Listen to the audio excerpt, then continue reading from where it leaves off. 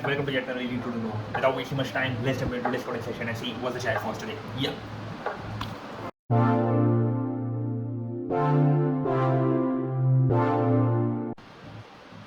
Hi guys, I'm back from my coding session और जो आज का क्वेश्चन था वो था इधर मीडियम पैक था या ब्रोकन कैलकुलेटर। तो मैं बताता हूँ, ये क्वेश्चन है बड़ा सिंपल। आपको क्या दिया गया है ना कि जो आपको कैलकुलेटर दिया गया है उसके अंदर एक ही ऑपरेशन परफॉर्म होता है, मतलब दो ऑपरेशन परफॉर्म होते हैं बेसिकली। या तो नंबर मल्टीप्लाई बाई 2 होता है या नंबर -1 होता है, ठीक है, सब्ट्रैक्ट होता है। आपको क्या करना है, मिनिमम स्टेप्स बताने हैं कि आप इन दोनों ऑपरेशंस को यूज़ करके ऑप्टिमली अपने स्टार्ट वैल्यू को टारगेट के साथ सेम कर दो, ठीक है। तो ये क्वेश्चन है, काफ़ी सिंपल क्वेश्चन है। अब मिनिमम स्टेप्स बोले हैं, ऐसे क्वेश्चन में जनरली आपको मैं अपने कॉलेज टाइम का माइंडसेट बताता हूँ और काफ़ी समय तक रहा जब तक मैंने ये टेक्निक सीखी नहीं थी। जब भी मैं ऐसा क्वेश्चन देखता था जिसके अंदर मिनिमम नंबर ऑफ ऑपरेशन बोले हैं और बोला है कि भाई नंबर मल्टीप्लाई हो रहा है या -1 हो रहा है, आप इसमें एक एल्गोरिदम है जो कि मेरी फेवरेट एल्गोरिदम है, दैट इज़ BFS लगा सकते हो। मैं ये नहीं बोल रहा कि ये चलेगा नहीं, आप BFS लगाओगे, हर लेवल पे आप एक नया नंबर पॉपुलेट होता है, आप उसमें × 2 करोगे और उसमें आप -1 करोगे, ठीक है। आप कर करके अपना आंसर फाइंड आउट करने की कोशिश करोगे और वो चल भी सकता है। इसके अंदर एक ही प्रॉब्लम ये है कि वो ऑप्टिमल है कि नहीं है वो कहना मुश्किल है। आप बोलोगे BFS तो भाई मिनिमम ही होगा, क्या गारंटी है।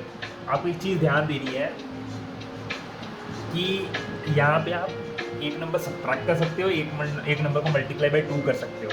There is very high chance कि आप number of visits of a same number दोबारा कर रहे हो, ठीक है। आप बोलोगे मैं विजिटेड लगा के उसको हैंडल कर लूँगा, चलो एक वो भी बात है। पर जो ये मल्टीप्लाई बाई 2 है जो फैक्टर, वो ऐसे दिखने में छोटा लग रहा है, बीच में क्या होगा कि आपको बहुत बड़ा मल्टीप्लाई बाई 2 हो जाएगा, फिर आप -1 करते रह जाओगे, ठीक है। और कहीं ना कहीं आप खाली -1 करते रहोगे, उसके बाद जाके कहीं मल्टीप्लाई बाई 2 करोगे तब जाके -1 आएगा, आपका वो आंसर आएगा। सो इट इज़ वो स्टेट जहाँ से आपका आंसर आए BFS के थ्रू, वो हो सकता है कि बहुत लेट विजिट मिले। BFS से आप सारे कॉम्बिनेशन जनरेट करने की कोशिश तो करोगे, पर आप मिनिमम स्टेप्स में पहुँचोगे कि नहीं वो नहीं पता। क्यों नहीं पता? स्टेप्स मिनिमम करने हैं, लेवल मिनिमम करना है, करेक्ट। पहुँच सकते हैं क्या? आई गेस नहीं पहुँच सकते, करके देख लेंगे कभी ट्राई मैं। लेकिन आज को मैंने ऐसे क्वेश्चंस किए हैं, मेरे को TLE मिला है ऐसे क्वेश्चंस के अंदर। हालांकि ये क्वेश्चन नहीं किया है और कोई और प्लेटफॉर्म में मैंने क्या कहते हैं कभी क्वेश्चन किया था, तो इसी टाइप का क्वेश्चन था। वाटर जग प्रॉब्लम, AI की प्रॉब्लम होती है, हमने कॉलेज में पढ़ी होती है ना। वो 3 लीटर का जग दे दिया है, 5 लीटर का, 3 लीटर और 2 लीटर का जग दे दिया है आपको, 5 लीटर पानी निकाल, 1 लीटर पानी अलग से सेपरेट आउट करना है, तो कैसे करोगे, वैसा कुछ क्वेश्चन जो होता था।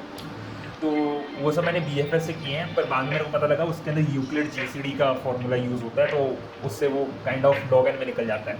मैं बेमतलब में क्या कहते हैं BFS मार के बैठा हूँ। तो तब से मेरे को समझ आया कि इन सब के अंदर मैथ्स भी होती है, थोड़ी थ्योरी होती है, तो इन क्वेश्चंस को उस तरीके से टैकल किया जाता है। ये मैं क्यों बता रहा हूँ कि ऐसे हो, क्योंकि मैंने ये तो आप बोल सकते हो कि मैंने रट्टा मारा है, लेकिन रट्टे मारने की बात नहीं है।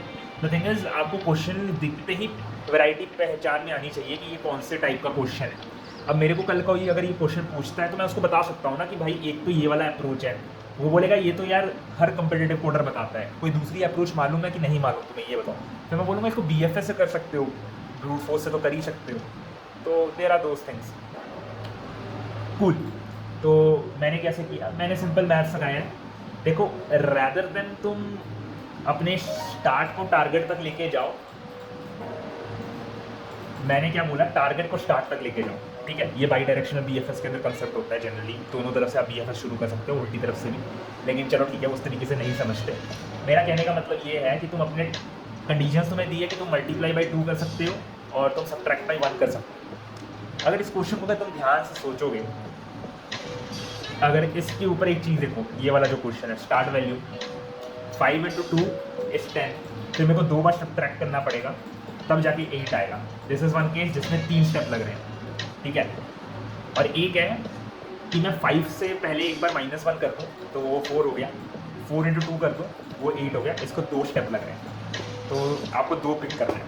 तो इट्स नॉट दैट कि आप ब्लाइंडली मल्टीप्लाई करके भी आगे बढ़ सकते हो। तो रैदर देन स्टार्ट से उधर तक पहुँचना, एंड मतलब आंसर तक पहुंचना, उसके लिए आपके पास स्टेट्स ज़्यादा हो रही हैं कैलकुलेट करने के लिए, यही बीएफएस में प्रॉब्लम हो रही है। लेकिन अगर आप टारगेट से स्टार्ट में जाओगे, मतलब टारगेट को स्टार्ट के साथ इक्वल करने जाओगे, तो आपको खाली कंडीशंस ऑपोजिट करनी है कि हम लोग डिवाइड बाई 2 करेंगे या फिर +1 करेंगे। पर इसके अंदर 2 ही चीज़ें हैं। डिवाइड बाई 2 तो आप तभी करोगे जब आपका रिमाइंडर ना बचे, यानी कि whenever it is a even number then only you will divide by 2। तो एक तो वो कंडीशन हो गई। तो इफ़ अगर आपका जो टारगेट है वो ग्रेटर देन स्टार्ट वैल्यू है, जो कि होगा, तब आप क्या करोगे, और वो टारगेट वैल्यू अभी क्या कहते हैं मॉडुलस बाई 2 भी है, मतलब इवन है, तब आप उसको सीधा डिवाइड बाई 2 कर सकते हो। ठीक है।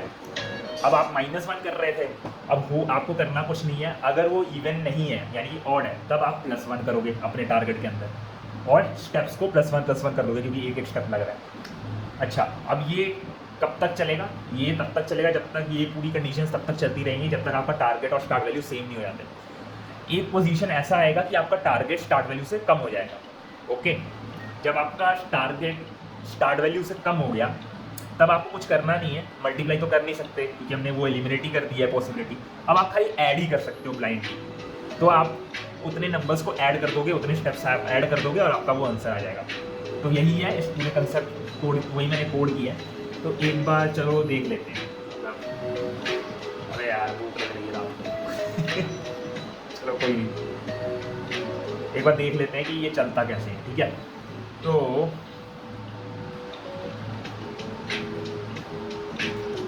कोई टेस्ट केस ले लो, यही वाला लेते हैं 5 और 8, 5 और 8। ठीक है, ये स्टार्ट है, ये टारगेट है, तो हम लोग 8 को 5 बनाने की कोशिश करेंगे। कैसे होगा?